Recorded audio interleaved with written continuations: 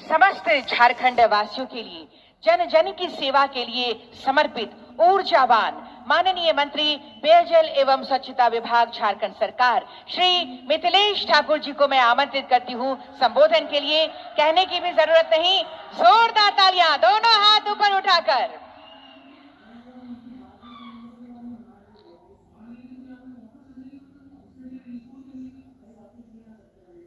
आप सभी को जोहार।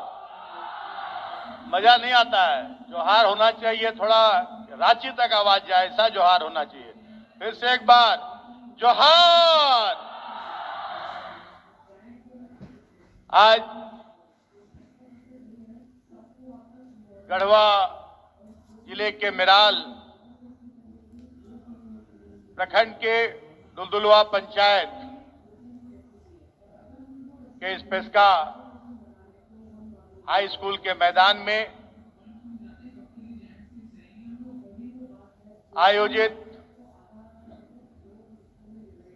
आपकी योजना, आपके अधिकार, आपकी सरकार, आपके द्वार कार्यक्रम में हमारे बीच उपस्थित मनिका के हमारे लोकप्रिय विधायक भाई रामचंद्र सिंह जी, जिला परिषद की अध्यक्षा श्रीमती शांति देवी जी, हमारे पलामू के कमिश्नर साहब, डीआईजी साहब, आईजी साहब और गढ़वा, पलामू, गढ़वा, लातेहार के उपायुक्त महोदय, उपायुक्त महोदया, दोनों जिलों के एसपी साहब, डीडीसी साहब और मंचस्थ तमाम अधिकारीगण और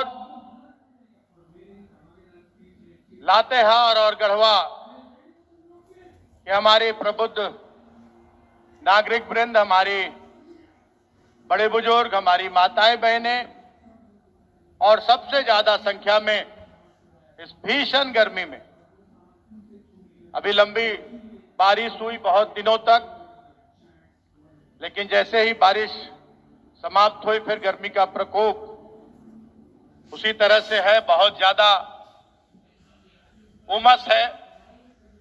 और आप लोग इस उमस भरी गर्मी में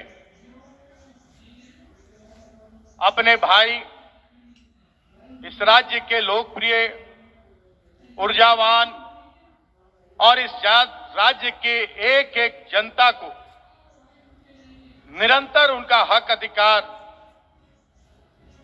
दिला रहे अपने माननीय मुख्यमंत्री हेमंत सोरेन जी के इंतजार में यहां पलक पावड़े बिछाए आप बैठे हैं। मैं आप सभी का बहुत बहुत आभार व्यक्त करता हूं, आप लोगों को साधुवाद देता हूं और आपने जो अनुशासन का परिचय दिया है, आप जिस तरह शांतिपूर्ण तरीके से बैठकर और अपने माननीय मुख्यमंत्री का इंतजार कर रहे हैं, निश्चित रूप से आप बधाई के पात्र हैं। आज ये हमारा चौथा चरण आपकी योजना, आपके अधिकार, आपकी सरकार, आपके द्वार कार्यक्रम का चल रहा है और उसी क्रम में आपके माननीय मुख्यमंत्री सभी जगह पहुंचकर और आपसे रूबरू हो रहे हैं, राज्य की योजनाओं को बताने का काम कर रहे हैं, जनहित में जो जो योजनाएं धरातल पर उतारी जा रही हैं उनका कितना लाभ आम जन को मिल रहा है, इसका आकलन करने का काम कर रहे हैं। और ये जन सैलाब बताने के लिए काफी है कि राज्य सरकार जो भी योजनाएं अंतिम पंक्ति के लोगों को लक्ष्य करके लागू कर रही है, उसका सीधा लाभ हमारे यहां के आदिवासियों को, यहां के पिछड़ों, यहां के हमारे अनुसूचित जनजाति के, अनुसूचित जाति के लोगों को, यहां के गरीबों को, यहां के शोषितों, वंचितों और यहां के सभी गरीबों को राज्य की महत्वाकांक्षी योजनाओं का लाभ मिल पा रहा है। पहले भी बहुत सरकारें थी। इस राज्य का गठन हुए 24 वर्ष हो गए, लेकिन कोई सरकार आपके द्वार नहीं आती थी। जनता का चप्पल घिस जाता था। प्रखंड मुख्यालयों के चक्कर लगाते, जिला मुख्यालयों के चक्कर लगाते, राजधानी रांची का चक्कर लगाते, लेकिन ना कोई योजनाएं अंतिम पंक्ति के लोगों को लक्ष्य करके लागू की जाती थी और न किसी योजना का लाभ आम जनता को मिलता था। इस राज्य का निर्माण हमारे वीर सपूतों ने, इस राज्य के निर्माता देशुमगुरु शिबू सोरेन, जिन्होंने अपनी पूरी जवानी जंगलों में बिता दी, भूखे प्यासे रहकर, अपने घर परिवार से दूर रहकर, कि हमें अलग राज्य लेकर यहां के हमारे जो आदिवासी हैं, यहां के जो हमारे पिछड़े लोग हैं, यहां के गरीब हैं, यहां के गरीब अल्पसंख्यक समुदाय के लोग हैं, उनको उनका हक अधिकार दिलाना है। जिस समय इस राज्य को अलग कराने का आंदोलन चल रहा था, आपके देशुमगुरु शिबू सोरेन जी ने सपने में भी नहीं सोचा होगा कि मुझे राज्य अलग कराकर और इस राज्य का मुख्यमंत्री बनना है, मंत्री बनना है, इस राज्य पर राज करना है, यह कभी नहीं सोचा था। उनकी यह मंशा थी कि जब तक हम अलग राज्य नहीं लेंगे, अपने झारखंड वासियों को हम उनका हक अधिकार नहीं दिला पाएंगे। क्योंकि बिहार के समय झारखंड, जो आज हमारा भौगोलिक क्षेत्र है झारखंड का, इधर ध्यान बहुत कम रहता था। जो भी योजनाएं लागू होती थी, मध्य बिहार को लक्ष्य करके, उत्तर बिहार को लक्ष्य करके, झारखंड का सिर्फ दोहन होता था। और लंबी लड़ाई के बाद झारखंड राज्य तो ले लिया गया,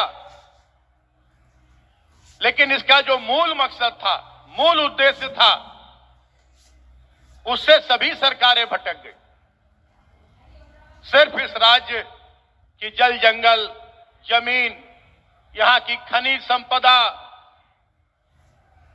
का दोहन होता रहा और राज्य की जनता का शोषण होता रहा। राज्य की जनता को अपने वोट की मशीन समझकर सभी राजनीतिक दलों ने उनका वोट लिया और इस राज्य को लूटने और लुटवाने का काम किया। ये मैं दावे के साथ सभी मंचों पर कहूंगा कि किसी सरकार को 2019 तक राज्य की जनता की चिंता नहीं थी कि राज्य की जनता को कैसे रोटी मिलेगा, कपड़ा मिलेगा, मकान मिलेगा, कैसे रोजगार मिलेगा, कैसे पीने का पानी मिलेगा, कैसे स्वास्थ्य की अच्छी सुविधा मिलेगी, कैसे अच्छे स्कूल होंगे, यातायात की सुविधा कैसे मिलेगी, अच्छी सड़कें कैसे बनेगी। किसी सरकार को कोई चिंता नहीं। लेकिन एक कहावत है कि ऊपर वाले के घर देर है अंधेर नहीं, और एक और कहावत है देर आए दुरुस्त आए। दोनों एक साथ चरितार्थ हुआ 2019 के दिसंबर में। आपने गढ़वा, लातेहार, मनिका और अन्य क्षेत्रों की जनता ने झारखंडी जन सरोकार की सरकार, झारखंडियों को हक अधिकार दिलाने वाली सरकार, झारखंडी मानसिकता की सरकार गठन कराने का काम किया और झारखंड मुक्ति मोर्चा के नेतृत्व में इंडिया गठबंधन, कांग्रेस, झारखंड मुक्ति मोर्चा, राष्ट्रीय जनता दल की सरकार बनी और पहले दिन से ही अंतिम पंक्ति के लोगों को लक्ष्य करके योजनाएं लागू होने लगी। एक और कहावत बताऊं, सर मुड़ाते ओले पड़े वाली कहावत भी चरितार्थ हुई। सरकार हमारी जैसे बनी, माननीय मुख्यमंत्री जी ने शपथ लिया और राज्य के खजाने का जायजा लिया, राज्य के कोष में कितने पैसे हैं, उसी अनुरूप हम योजनाएं लागू करेंगे और राज्य की जनता को उनका हक अधिकार दिलाएंगे। बताते हुए बहुत दुख होता है कि जब राज्य के कोष का जायजा लिया गया तो पूरा खजाना खाली था। राज्य के कोषागारों में विभिन्न विभागों के बिल ऐसे पड़े हुए थे, सरकार के खजाने में पैसा नहीं था, कर्मचारियों को तनख्वाह देने तक के पैसे नहीं थे। आपके माननीय मुख्यमंत्री ने उस समय, हमारे मीडिया के साथी यहां हैं, उस समय माननीय मुख्यमंत्री ने सीना ठोक कर कहा था, भले ही राज्य का खजाना खाली है लेकिन हम सारी स्थितियों को अनुकूल कर लेंगे और जो वादे हम जनता से करके आए हैं, एक एक वादों को हम पूरा करेंगे और जनता को उनका हक अधिकार दिलाकर दम लेंगे। और पहले दिन से ही काम शुरू हुआ। हम लोगों ने राज्य की अर्थव्यवस्था भी, आर्थिक स्थिति भी सुधारने में का पहल शुरू किया और योजनाएं भी लागू करनी शुरू की। सबसे पहले हम लोगों ने सर्वजन पेंशन योजना की शुरुआत की, जो हमारा पहला कार्यक्रम था। आपकी सरकार, आपके द्वार, बीच में 2 साल क्या हुआ वो भी आप लोगों को अच्छी तरह से पता है कि सरकार का खजाना तो खाली था, सारी व्यवस्था चरमराई हुई थी और उसके ऊपर कोविड का मार हम लोगों को झेलना पड़ा, कोविड का दंश हम लोग को झेलना पड़ा। जैसे पूरा दुनिया कोविड के दंश से जल रहा था, हमारा राज्य भी उससे अछूता नहीं रहा और यहां की स्वास्थ्य व्यवस्था ऐसी चरमराई हुई थी, कहीं कोई अस्पतालों में व्यवस्था नहीं थी, बेड तक अच्छे नहीं थे, ऑक्सीजन नहीं था, दवाइयां नहीं थी। हमारे राज्य से बेरोजगारी के कारण लगभग सभी जिलों से मजदूर दूसरे राज्यों में अपने रोजी रोजगार के लिए पलायन किया करते हैं और उस समय बहुत संख्या में हमारे मजदूर भाई दूसरे राज्यों में अपना रोजगार कर रहे थे और अचानक से घोषणा कर दी गई लॉकडाउन की। अब सब कुछ रुक गया अचानक से, जहां जो जैसे थे फंसे रह गए। लेकिन आपके माननीय मुख्यमंत्री जो दृढ़ निश्चयी व्यक्ति हैं और बहुत ही जुनून के पक्के युवा हैं, उन्होंने सारी स्थितियों को गंभीरता से अध्ययन करते हुए और जीवन को भी बचाने का काम किया और जीविका भी देने का काम किया। दोनों में तालमेल बिठाकर बहुत सारे जुमले हम लोग सुनते थे कि हवाई चप्पल वालों को हवाई जहाज से घुमाया जाएगा। उन जुमलों को अगर किसी ने वास्तविकता में बदला तो आपके माननीय मुख्यमंत्री हेमंत सोरेन जी ने देश के विभिन्न राज्यों से हमारे मजदूर भाइयों को और भी जो पढ़ने लिखने जो लोग गए हुए थे दूसरे राज्यों में काम के लिए गए हुए थे, सभी को बसों से लेकर ट्रेन से लेकर हवाई जहाज, पहली ट्रेन भी आई झारखंड में, पहला बस भी आया झारखंड में और पहला हवाई जहाज भी झारखंड में आया और सभी हमारे मजदूर भाइयों को उनके घर तक पहुंचाने का काम किया गया। उनका पूरा स्वास्थ्य जांच कराकर उनको 15-15 दिनों का राशन देकर और उनको अपने सुरक्षित अपने घर में पहुंचाने का काम किया गया। और यही नहीं, सिर्फ भारतवर्ष में नहीं, विदेशों में भी आपके माननीय मुख्यमंत्री हेमंत सोरेन के प्रबंधन क्षमता का डंका बजा कि बिना किसी साधन संसाधन के कैसे उन्होंने जीवन और जीविका को बचा कर रखा और सबसे कम पूरे देश में सबसे कम लोग हताहत हुए हमारे झारखंड राज्य में, सबसे कम लोग कोविड से संक्रमित हुए हमारे झारखंड राज्य में। और हार्वर्ड यूनिवर्सिटी से उन्हें निमंत्रण आया कि आप आकर यहां और आप अपनी बातों को रखें कि कैसे आपने इतनी बढ़िया कार्यकुशलता का परिचय दिया, कैसे अपनी इतना अच्छा प्रबंधन क्षमता आपके अंदर है। और हार्वर्ड यूनिवर्सिटी में ऑनलाइन उनका आपके माननीय मुख्यमंत्री का लेक्चर हुआ। ये है आपके माननीय मुख्यमंत्री। और उसी समय एक अनोखा प्रयोग हम लोगों ने किया आपके माननीय मुख्यमंत्री के नेतृत्व में कि कैसे जो हमारे मजदूर भाई दूसरे राज्यों से आए हैं अपने घर और रोजगार कैसे उनको दिया जाए। हम लोगों ने एक अनूठा प्रयोग किया। मनरेगा योजना के तहत हम लोगों ने नीलांबर पीतांबर जल समृद्धि योजना, बिरसा हरित क्रांति योजना, पोटो हो खेल योजना,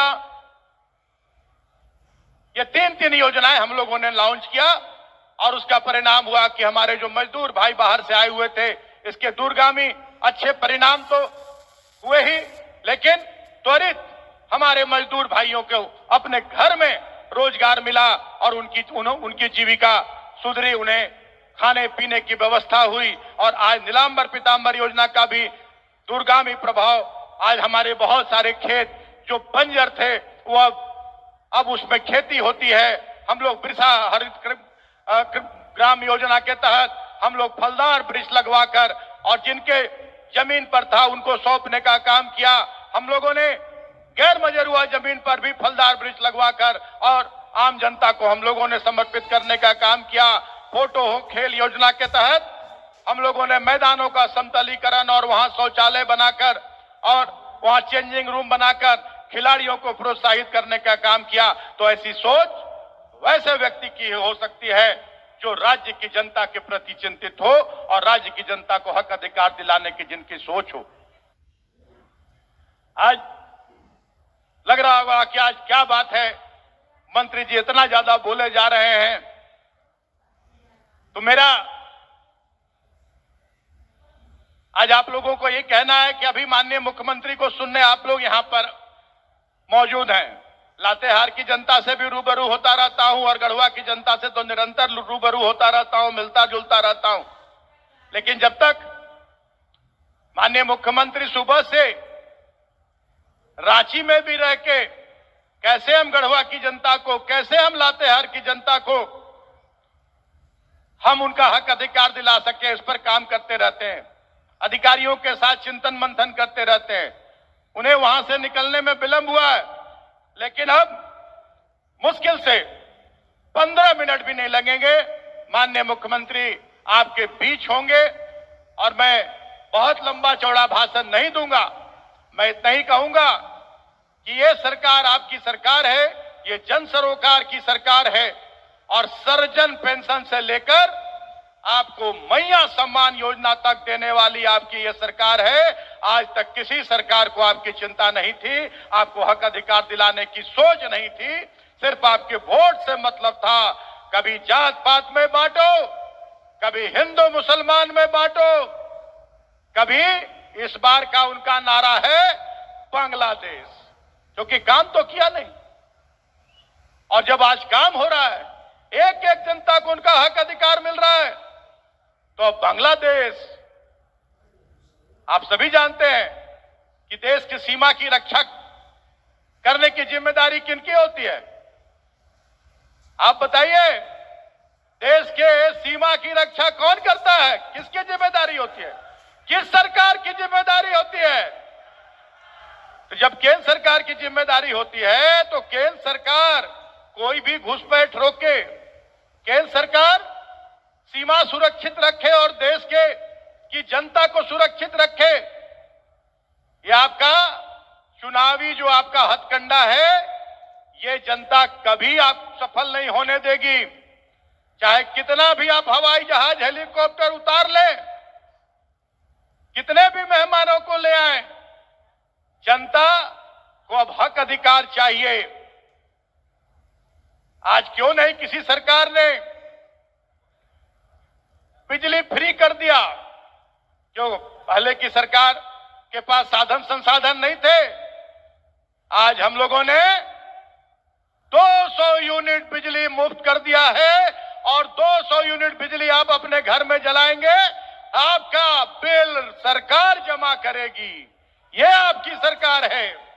और कोई भी आम आदमी, कोई भी साधारण आदमी 200 यूनिट से ज्यादा बिजली नहीं जलाएगा।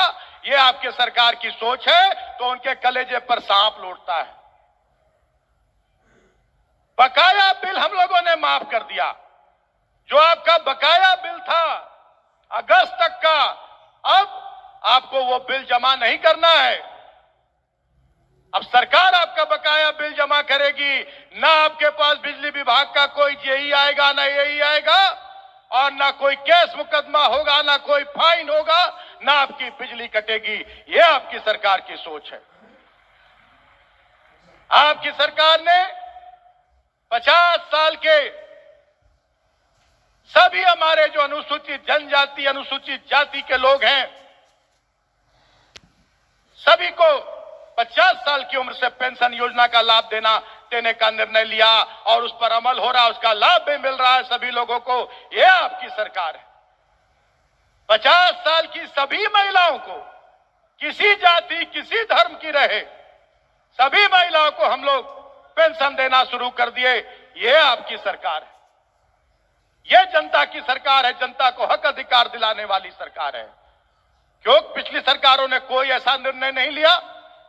इसलिए कि जनता से कोई लेना देना नहीं था उनका। आज देख रहे कि अब जनता जाग चुकी है। हेमंत सोरेन जी ने जनता को जगा दिया है। अब जनता झांसे में नहीं आने वाली, अब जनता जात पात पे नहीं बंटने वाली, अब जनता हिंदू मुस्लिम में नहीं बंटने वाली, अब जनता मंदिर मस्जिद में नहीं बंटने वाली। अब जनता को हक अधिकार चाहिए, रोटी कपड़ा मकान चाहिए। आज अब वो आवाज दे रहे हैं हम लोग। 1 लाख नहीं, 2 लाख नहीं, हम लोग 20 लाख अब वो आवाज दे रहे हैं। और अभी तक हम लोग लगभग राज्य में 6.5 लाख से ज्यादा लोगों को अब वो आवाज दे चुके हैं। और आपको हम भरोसा और विश्वास दिलाते हैं इसी मंच से कि जैसे आज कोई सर्वजन पेंशन से वंचित नहीं है, कोई 50 साल के पेंशन से वंचित नहीं है, कोई भी महिला हमारी 50 साल के पेंशन से वंचित नहीं है, वैसे ही बहुत जल्द 1 से 2 साल के अंदर इतनी बड़ी सभा में भी कहेंगे कि एक हाथ उठा दो जिसका अब वो आवाज नहीं है, तो एक हाथ नहीं उठेगा। ये आपके सरकार की सोच और आपके सरकार का काम है। एक हाथ नहीं उठेगा। सभी लोगों को चिन्हित करके जितने योग्य लाभुक हैं सभी लोगों को हम लोग अब वो आवास देने का काम करेंगे। केंद्र सरकार ने आपका योजना बंद कर दिया था, प्रधानमंत्री आवास योजना। जब मुख्यमंत्री जी जाकर दिल्ली में गुहार लगाए कि हमारे लोगों का 8 लाख लोगों का आवेदन आपके यहां समर्पित है, आपके यहां पहुंचा हुआ है, आप अपना हिस्सा का राशि भेजिए, हम मिला के देंगे, उन लोग नहीं दिया। तब आपके माननीय मुख्यमंत्री ने कहा कि अगर केंद्र सरकार नहीं देगी तो हम उससे अच्छा आवास देंगे, 2 कमरा का नहीं 3 कमरा का शौचालय और रसोई के साथ आवास देंगे। आज 2.25 लाख का आवास हम लोग दे रहे हैं। तब आते हैं प्रधानमंत्री जी, जरूरत है 20 लाख को, 1 लाख की घोषणा करते हैं कि पहली किस्त जारी कर रहे हैं और कोई तैयार नहीं है वो आवास लेने के लिए। अब प्रधानमंत्री आवास लेने के लिए कोई तैयार नहीं है। आप बताइए 2 कमरा का आवास चाहिए कि 3 कमरा का, 2 कमरा का कि 3 कमरा का? सब कहता है कि नहीं चाहिए हमको प्रधानमंत्री आवास, हमको अबुआ आवास चाहिए, सबको अबुआ आवास मिलेगा। आज हम लोगों ने मैया सम्मान योजना लागू किया। पहले 21 साल से 49 साल की सभी बहन बेटियों को हम लोगों ने मैया सम्मान योजना के तहत अगस्त से उनके खाते में पैसा देने का काम किया। 1,000 रुपए प्रति माह, 12,000 रुपए सालाना। उसके बाद माननीय मुख्यमंत्री ने निर्णय लिया कि ये थोड़ा सा सही नहीं हुआ। जो 18 साल की हमारी बेटियां हैं वो थोड़ी उन्हें दुख है।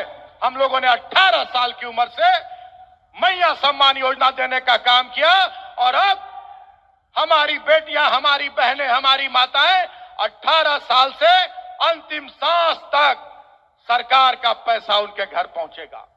एक एक लोगों के घरों में 5 से 7,000, 8,000 रुपए महीने हम लोग देने का काम कर रहे हैं।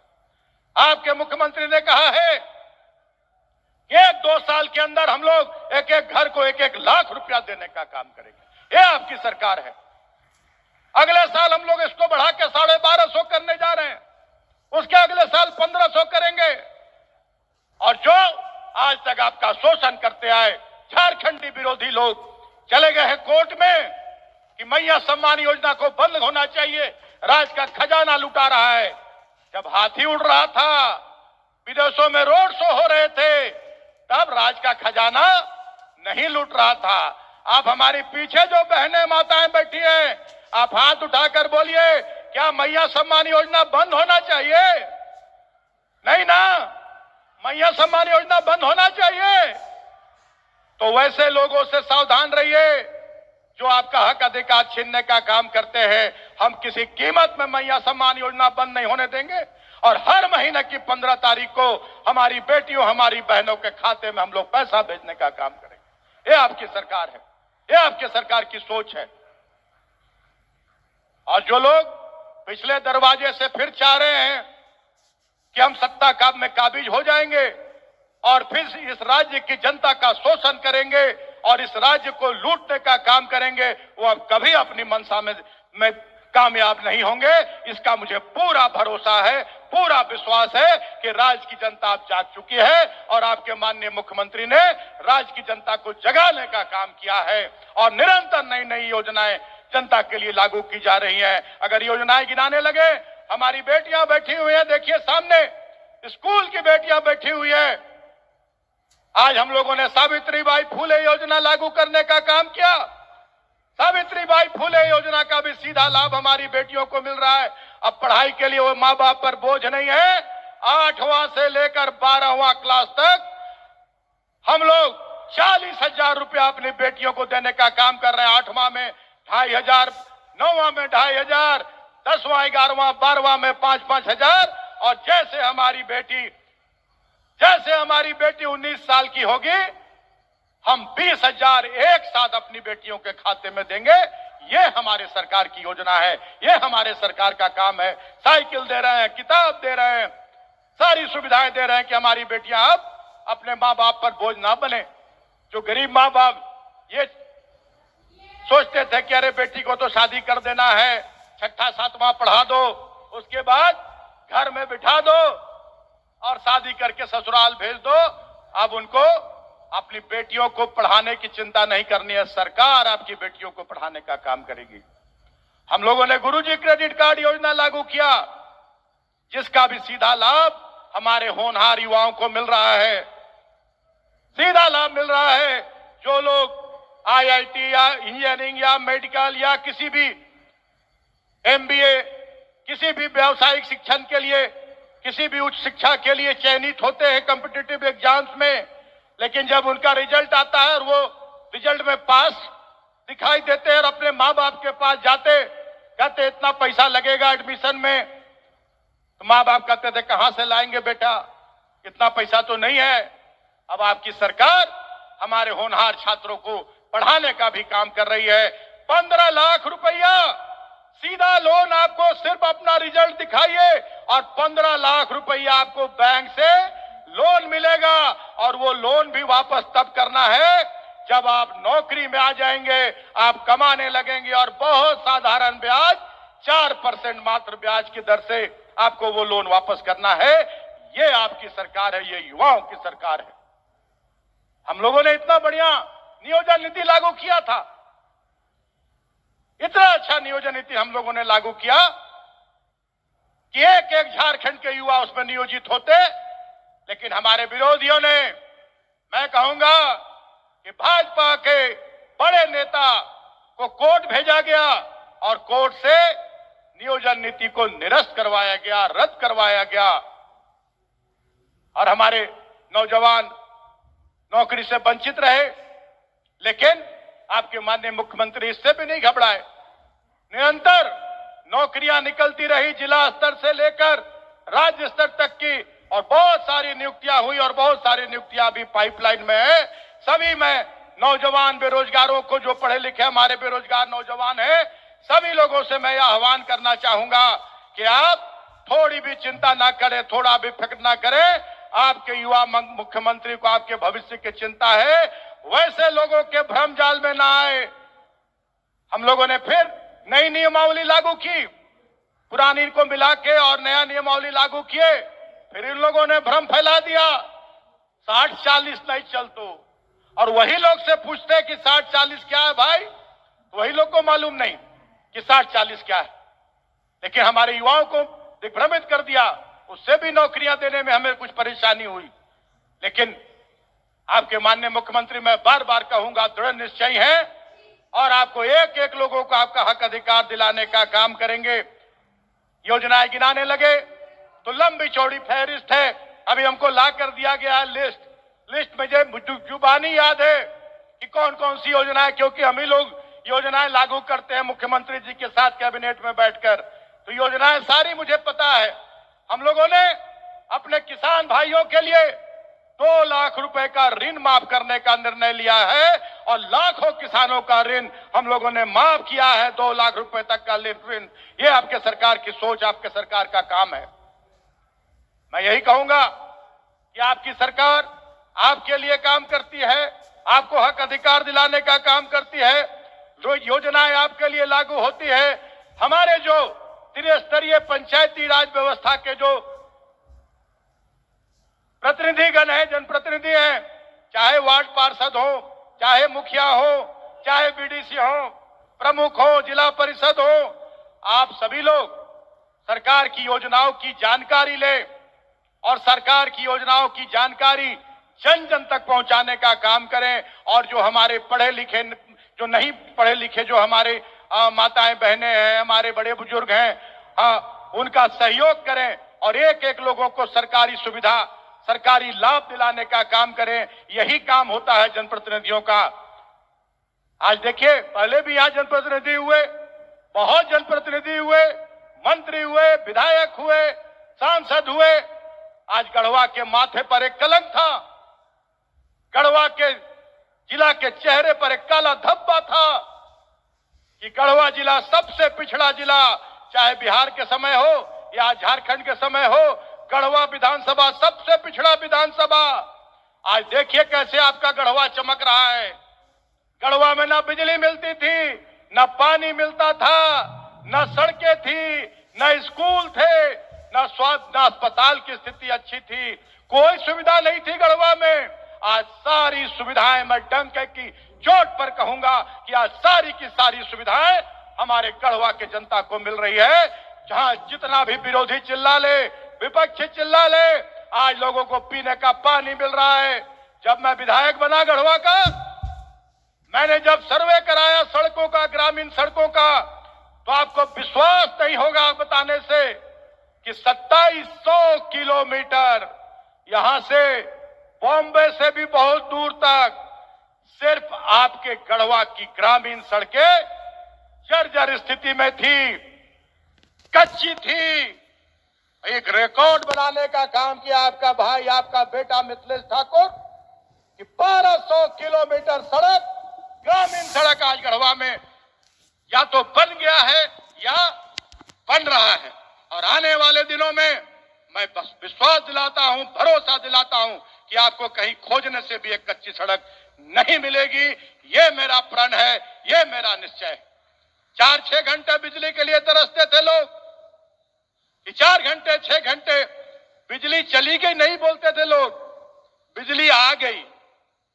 आज अगर कोई प्राकृतिक आपदा ना हो, बहुत ज्यादा आंधी तूफान, बहुत लंबी बारिश ना हो, तो गांव में मैं कहूंगा कि 20 से 22 घंटे बिजली मिलती है, शहर में 24 घंटे बिजली मिलती है। ये आपकी सरकार का काम है और मैं इसके लिए आपके माननीय मुख्यमंत्री को साधुवाद देना चाहूंगा, उनका आभार व्यक्त करना चाहूंगा कि कोविड काल में स्पेशल परमिशन के साथ और काम कराकर और कोयल नदी से टावर पार कराकर और भागोडी ग्रिड चालू करा के आपको बिजली देने का काम किए। आज गढ़वा पर्यटन के क्षेत्र में विकास कर रहा है। गढ़वा में टाउन हॉल, गढ़वा में पार्क, गढ़वा में लाइब्रेरी, गढ़वा में बस स्टैंड, घंटा घर, चारों ओर गढ़वा विकास के मार्ग पर आगे बढ़ रहा है। इसलिए मैं एक बात कह के समाप्त करना चाहूंगा कि लोकतंत्र में जो जनता को जो अधिकार है अपने वोट का, उस वोट का प्रयोग, उस वोट का इस्तेमाल आप अपने हक अधिकार के लिए करें, अपने क्षेत्र के विकास के लिए करें, ना कि हिंदू मुसलमान, ना जात पात, ना बांग्लादेश, इन सारी चीजों से अलग हटकर आप अपने हक अधिकार के लिए आगे बढ़े, अपना हक अधिकार पाए और जब भी चुनना हो तो सच्चे प्रतिनिधि चुने, झारखंडी जन सरोकार, झारखंडी मानसिकता की सरकार चुनने का काम करे, तभी आपको हक अधिकार मिलेगा। यही कह के अपनी बातों को ही समाप्त करता हूं। आप सभी लोगों को मेरा एक बार फिर से जोहार, प्रणाम, आदाब, जय हिंद, जय झारखंड।